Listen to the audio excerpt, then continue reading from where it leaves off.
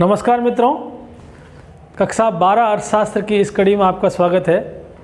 आज हमने जो विषय वस्तु ली है उसका नाम है उपभोग फलन, बचत फलन व निवेश फलन। इसका हम पहला भाग लेकर आ रहे हैं। पहले हम इसका समझते हैं कि इस पाठ में हम क्या पढ़ेंगे और इस लेसन की ज़रूरत क्यों पड़ी। तो पुराने जो क्लासिकल अर्थशास्त्री थे वो ये मानते थे कि जो अर्थव्यवस्था है वो हमेशा पूर्ण रोजगार की स्थिति में होती है। मतलब कुछ बाजार में मुक्त और पूर्ण प्रतिस्पर्धा की ऐसी शक्तियाँ होती है जो हमेशा बाजार को पूर्ण रोजगार की स्थिति में ले आती है। परंतु 1929 से 1933 में ब्रिटेन और यूरोप में बहुत बड़ी मंदी आई, आर्थिक मंदी। उसमें कल कारखाने बंद हो गए, उत्पादन एकदम घट गया, बेरोजगारी बहुत बढ़ गई, है ना। तो अब उस स्थिति में जो अर्थशास्त्र का जो पुराना सिद्धांत है, क्लासिकल अर्थशास्त्र का जो सिद्धांत है, उससे उस समस्या का हल नहीं निकल रहा था। मतलब मंदी, क्लासिकल अर्थशास्त्र मानता था कि पूर्ण रोजगार हमेशा होता है, परंतु वहाँ देखने को मिल रहा था कि बेरोजगारी बढ़ रही है, बहुत बेरोजगारी बढ़ चुकी है। तो इस समस्या से जूझते रहे। 1936 में इस समस्या के निदान के लिए एक J.M. कीन्स अर्थशास्त्री हुए। उन्होंने एक किताब लिखी, the general theory of employment, interest and money. उस किताब में उन्होंने बताया कि जो पूंजीवादी देश होते हैं उनमें जो अर्थव्यवस्था होती है वो हमेशा पूर्ण रोजगार की स्थिति में नहीं होती है, हमेशा वहाँ पर अपूर्ण रोजगार होता है। मतलब जैसे जनसंख्या है, जैसे पूंजी है, जैसे तकनीक है, जैसे मानवीय कार्यकुशलता है, इन चीज़ों को आप कुछ समय में नहीं बदल सकते। तो इसलिए जो रोजगार, जो राष्ट्रीय आय का है स्तर है, वो कुछ समय में, अल्पकाल में आप नहीं बदल सकते। हाँ, केवल श्रम शक्ति को बढ़ाकर ही हम उसको, उत्पादन को बढ़ा सकते हैं। तो अगर किसी देश की राष्ट्रीय आय अधिक है तो इसका मतलब क्या है? इसका मतलब ये है कि वहाँ अधिक संख्या में श्रम लगा है, अधिक संख्या में रोजगार लगा है। तो राष्ट्रीय आय अधिक होने का ये भी एक परिणाम है कि वहाँ रोजगार भी ज़्यादा होता है। तो इस चीज़ से वो जो मंदी की स्थिति है उसको समझने में मदद मिली और उसकी समस्याओं के निदान में सहायता मिली। तो हमने जो J.M. कीन्स ने उपभोग फलन दिया, उन्होंने कहा था व्यक्ति जो कमाता है उसमें से पहले तो वो जो जितना भी सरकार टैक्स लगाती है, टैक्स के रूप में अपना पैसा देता है। जो आय बचती है वो उसकी प्रयोज्य आय होती है, वही उसका उपयोग, वही आय का उपयोग कर सकता है। तो ऐसी आय जो टैक्स या कर चुकाने के बाद व्यक्ति के पास, उपभोक्ता के पास शेष रहती है, जिसको वो उपभोग और बचत, तो जो प्रयोज्य आय है उसके दो हिस्से हो सकते हैं, एक तो उपभोग कंजप्शन C और सेविंग S। तो Y जो है YD, तो जो आय होती है उसको हम Y कहते हैं और प्रयोज्य आय को YD से लिखते हैं, प्रयोज्य आय। और इस प्रयोज्य आय में दो हिस्से होते हैं, C प्लस S। या तो उस प्रयोज्य आय का हिस्सा कंजप्शन में यानी उपभोग में काम आता है, या उसका हिस्सा सेविंग में काम आता है। केवल इन दो चीज़ों में, सेविंग यानी बचत में काम आता है। तो कुछ हिस्सा वो उपभोग में काम लेता है और कुछ हिस्सा उसके पास बच जाता है जो उसकी बचत कहलाता है। ये उस प्रयोज्य आय है। तो अब इसका अगर सरल रेखीय उपभोग फलन, अगर उपभोग फलन का अध्ययन करें तो उपभोग फलन ये कहता है कि प्रयोज्य आय बढ़ने पर या आय बढ़ने पर व्यक्ति का उपभोग बढ़ता है, आय बढ़ने पर व्यक्ति का उपभोग बढ़ता है। परंतु ये जितनी आय बढ़ती है उस अनुपात में नहीं बढ़ता है, जितनी आय बढ़ती है उस अनुपात में नहीं बढ़ता है, उससे थोड़ा कम बढ़ता है। कारण यह है कि उस आय का कुछ हिस्सा सेविंग में जाता है और कुछ हिस्सा उसके उपभोग में आता है। तो अब ये जो व्यक्ति की आय बढ़ने पर उसकी उपभोग जिस सीमा तक बढ़ता है उसको हम बोलते हैं सीमांत उपभोग प्रवृत्ति B। तो अगर प्रयोज्य आय और उपभोग में हम संबंध को दिखाएं तो इसे उपभोग फलन कहेंगे। तो C जो है वो प्रयोज्य आय पर निर्भर है। प्रयोज्य आय बढ़ती है तो कंजप्शन यानी उपभोग भी बढ़ता है। इस C को अगर हम सरल रेखीय उपभोग फलन के रूप में लिखें तो इस प्रकार से लिख सकते हैं C बराबर A प्लस BYD। ए क्या है? स्वायत्त उपभोग, ऐसा उपभोग जो व्यक्ति को अपनी न्यूनतम आवश्यकता पूरी करने के लिए या उसके जीवन के लिए वो उपभोग करना आवश्यक है, चाहे उसकी आय हो चाहे नहीं हो। व्यक्ति को खाने के लिए, पहनने के लिए, पीने के लिए कुछ पैसा तो खर्च करना ही पड़ता है, भले उसकी आय हो चाहे नहीं हो। तो उसको हम कहते हैं स्वायत्त उपभोग। ये स्वायत्त उपभोग प्रयोज्य आय पर निर्भर नहीं है। आय कम हो ज़्यादा हो इसका मान स्थिर रहता है, इसलिए इसको स्वायत्त, स्वतंत्र उपभोग, ये स्वायत्त उपभोग कहते हैं। दूसरा शब्द आता है इसमें बी जो है वो सीमांत उपभोग प्रवृत्ति है, और इस सीमांत उपभोग प्रवृत्ति को हम उपभोग में परिवर्तन, कब? प्रयोज्य आय में परिवर्तन होने पर उपभोग में जो परिवर्तन होता है उसके अनुपात के रूप में हम दर्शा सकते हैं। तो प्रयोज्य आय में परिवर्तन के फलस्वरूप उपभोग में जो परिवर्तन होता है उसे हम सीमांत उपभोग प्रवृत्ति कहते हैं। अब इस सीमांत उपभोग प्रवृत्ति को अगर हम समझना हो तो इस चित्र से हम समझ सकते हैं। जैसे इस चित्र में हम देखें तो ये जो 45 डिग्री की रेखा है ये हमारी आय रेखा कहलाती है। इस आय के दो हिस्से होते हैं, एक तो कंजप्शन C और एक S सेविंग।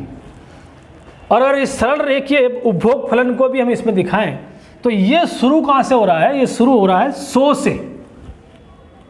100 से शुरू होने का मतलब है तो 0 से, ये जो 100 है ये इसका स्वायत्त उपभोग A है।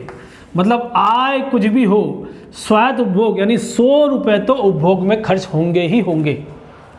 तो अगर व्यक्ति की आय 100 रुपये से कम है तो उसको बचत होती है, यानी उसके पास जितना पैसा आया है उससे भी ज़्यादा वो खर्च कर रहा है, तो उसे उधार भी लेना पड़ता है। यानी 100 रुपये इसका स्वायत्त उपभोग है, स्वायत्त उपभोग से कम आय होने पर बचत होती है। और जैसे जैसे आय बढ़ती है तो आय बढ़ने के साथ साथ ये उपभोग भी बढ़ता है। और ये जो 150 रुपये है यहाँ पर, ये दोनों, ये आय रेखा और ये उपभोग रेखा, सरल रेखीय उपभोग फलन, ये दूसरे काटते हैं, वो बिंदु आता है यहाँ पर जहाँ पर आय कितनी है? 150 रुपये, 150। इसका मतलब यह है कि 150 रुपये पर इसकी जितनी आय है वो सारा का सारा किस में जा रहा है? कंजप्शन यानी उपभोग। इस बिंदु पर दोनों बराबर है। 150 रुपये आय है, 150 रुपये ही कंजप्शन है, 150 रुपये ही उपभोग है। यानी अगर बचत में देखें हम तो इस बिंदु पर बचत शून्य है। अगर इसको इसी के साथ में हम ये बचत का समीकरण बनाना चाहें, S बराबर DSY, बचत फलन बनाना चाहें तो हम देख सकते हैं कि इस 150 रुपये पर 0 है, बचत का मान 0 है। और 150 रुपये से कम आय पर बचत है। हमें अगर 0 शून्य आय है, आय नहीं है, तो 100 रुपये हमें उधार भी लेने पड़ेंगे, बचत के रूप में हमें खर्च करने पड़ेंगे। तो ये चीज़ है। और जैसे जैसे आय बढ़ती है इसके बाद 150 रुपये के बाद आय बढ़ती है, सेविंग भी धनात्मक हो जाती है, यानी बचत धनात्मक हो जाती है। और आय बढ़ने के साथ ये बचत निरंतर बढ़ती रहती है। इसमें से कुछ हिस्सा, आय का कुछ हिस्सा कंजप्शन में भी काम आता है। तो इसे हम इस तरह समझते हैं, ये जो बिंदु जहाँ दोनों आय रेखा और सरल रेखीय उपभोग फलन एक दूसरे को काटते हैं उसे हम ब्रेक इवन पॉइंट कहते हैं। यहीं से ये बचत जो है वो शुरू होती है। तो अब इसको हम और आगे समझने का प्रयास करते हैं। इसमें 2 शब्द और आते हैं, एक है औसत बचत प्रवृत्ति। औसत बचत प्रवृत्ति, तो औसत बचत प्रवृत्ति को हम देखें तो उपभोग में कुल उपभोग में यदि कुल आय का भाग लगा दें, हर स्तर पर जितना उपभोग है उसमें आय का भाग लगा दें, आय का वाई का भाग लगा दें, तो हमें औसत बचत प्रवृत्ति प्राप्त होती है। और ये प्रवृत्ति का मान हम देखें, जैसे हम यहाँ पर कितना आ रहा है, उपभोग कितना है, उपभोग को हम C से लिखते हैं, आय को Y से लिखते हैं। तो यहाँ 100 रुपये उपभोग था और आय 0 थी, तो 0 का भाग अगर किसी भी संख्या में लगाते हैं 0 को छोड़कर तो वो अनंत आता है। तो यहाँ अनंत है। और यहाँ पर हम देखें उपभोग 150 है और 100 रुपये का आय है हमारी, तो 100 का अगर भाग लगाएंगे तो क्या आएगा 0.50, और 200 में 200 का भाग लगा देंगे C/Y। एपीसी का सूत्र क्या है C/Y, यहां लिखा है अपना C/Y।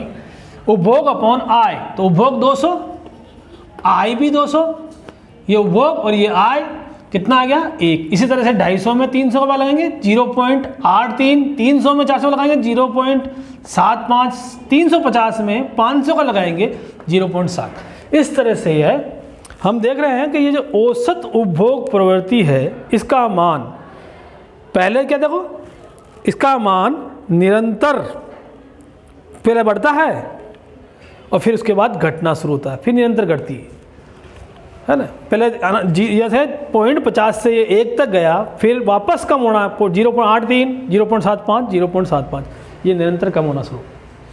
अब दूसरी चीज़ हमारा बात आती है सीमांत उपभोग प्रवृत्ति। कुल उपभोग में परिवर्तन में यदि हम कुल आय में परिवर्तन का भाग लगा दें, यानी कुल आय में परिवर्तन होने पर कुल उपभोग में जितना परिवर्तन होता है उसे हम सीमांत उपभोग प्रवृत्ति कहते हैं। इसको हम परिवर्तन को अपन इससे लिखते हैं डेल से, त्रिभुज बनाते हैं इसमें, तो डेल C/डेल Y उपभोग में परिवर्तन और आय में परिवर्तन।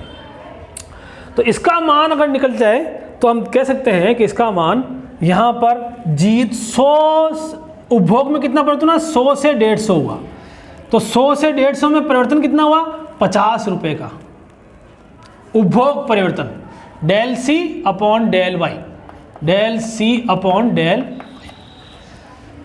और आय में कितना परिवर्तन हुआ 0 से 100 हुई है, तो 50 में अपन 100 का भाग लगा देंगे, तो 50 में 100 का भाग लगाओगे 0.5 आएगा। इसी तरह से आगे भी हम देखें तो अब यहाँ पर आय में परिवर्तन कितना हुआ 150 से 200, यानी 50 रुपये का परिवर्तन, और यहाँ पर कितना परिवर्तन हुआ 100 से 200 आय में, तो 100 रुपये का परिवर्तन, 100 से 200 हुआ ना, तो 200 माइनस 100 करेंगे तो 100 आएगा, ऐसे ही 200 माइनस 150 करेंगे तो 50 आएगा। तो इस तरह से हम निकालेंगे तो सभी मानों में यहाँ 200 250 हुआ या 200 300 हुआ, 50/100 ही आएगा। तो ये सरल रेखीय उपभोग फलन में जो सीमांत उपभोग प्रवृत्ति है उसका मान हमेशा स्थिर रहता है। सरल रेखीय उपभोग फलन में इसका मान हमेशा क्या रहेगा 0.5 ही रहेगा, और ये जो सीमांत उपभोग प्रवृत्ति है 0.5, इसका मान देखें एपीसी से हमेशा कम होता है, बराबर भी हो सकता है पर होता है ऐसा, इससे इधर कम ही रहता है। तो ये हम इसको समझ सकते हैं। एपीसी औसत उपभोग प्रवृत्ति कैसे, उपभोग कुल उपभोग भाजक कुल आय, ये कुल आय में कुल परिवर्तन और कुल उपभोग में परिवर्तन का अनुपात निकालें तो फिर हो जाएगा सीमांत उपभोग प्रवृत्ति। तो इस तरह से हम इसका मान निकाल सकते हैं, और इसको हम समझना चाहें चित्र के मार्फत से समझना चाहें तो ये हमारा ये है सरल रेखीय उपभोग फलन, और इसको अगर हम ये अल्पकाल में ऐसा होता है पर दीर्घकाल में मतलब अल्पकाल में सीमांत उपभोग प्रवृत्ति हमेशा निश्चित रहती है, और सीमांत उपभोग प्रवृत्ति का जो मान होता है वो हमेशा कहाँ से एमपीसी जो होती है उसका मान 0 से बड़ा होता है और 1 से छोटा हो सकता है। अब इसको समझने के लिए अगर इस चित्र में अपन देखें तो यहाँ इस चित्र के माध्यम से इस दीर्घ काल में अगर हम समझना चाहें तो ये थोड़ा सा चपटा हो जाता है। जो उपभोग फलन है, उपभोग फलन का जो वक्र ग्राफ है, जो रेखीय रूप है, वो थोड़ा चपटा हो जाता है। इसको हम समझने का प्रयास करें तो अगर हमें औसत उपभोग प्रवृत्ति निकालनी है तो इस बिंदु पर निकालनी है, तो इस बिंदु पर उपभोग कितना है OC1, तो APC अगर इस बिंदु पर निकालनी है R पर तो यह APC कैसे निकलेगी OC1, और I कितनी है OY1, और इस बिंदु पर निकालनी है तो इस बिंदु पर उपभोग कितना है OC2 और I कितनी है OY2। तो यहाँ इस बिंदु पर अगर औसत उपभोग प्रवृत्ति निकालनी है तो OC2 में OY2 का हम भाग लें, और इस बिंदु पर निकालना है तो OC1 में OY1 का भाग। अगर सीमांत उपभोग प्रवृत्ति निकालनी है तो हमें इनमें परिवर्तन देखना पड़ेगा कि यहाँ पहले उपभोग था OC1, ये बढ़कर कितना हुआ OC2, यानी परिवर्तन कितना हुआ ये वाला C1 C2, और I में कितना परिवर्तन हुआ ये वाला यानी Y1 Y2। यानी अगर ये निकालना है तो हमें NQ में किसका RQ का, ये जो ढाल है इसका, इस वक्र का ढाल है, यही सीमांत उपभोग प्रवृत्ति को दिखाता है। यानी NQ MPC अगर हम निकाल रहे हैं तो ये निकलेगा NQ अपॉन क्या RQ, और अगर इसमें इस YX के मान से दिखाएं तो C1 C2 ये आ जाएगा C1 C2 MPC ये बराबर C1 C2 अपॉन यहाँ I में कितना परिवर्तन हुआ OY1 से OY2 हुई है तो ये Y1 Y2, ये Y1 Y2 का मान RQ के बराबर है और ये NQ का मान C1 C2 के बराबर है, तो यहाँ आ जाएगा Y1 Y2।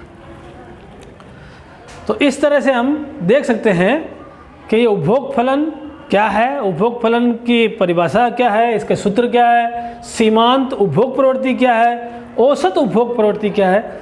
इसके अगले भाग में हम इसके आगे और पढ़ने का प्रयास करेंगे, उसमें हम बचत फलन लेंगे और फिर निवेश फलन को और समझने का प्रयास करेंगे। आपसे अपेक्षा रहेगी कि इसको एक बार वापस इसको रिवाइंड करके सुनें, देखें और मुख्य बिंदुओं को नोट करें। आप फिर मिलेंगे, आपसे अपेक्षा है कि इसको शेयर करें, लाइक करें और सब्सक्राइब कर लें ताकि नए वीडियो की जानकारी को मिल जाए। नमस्कार।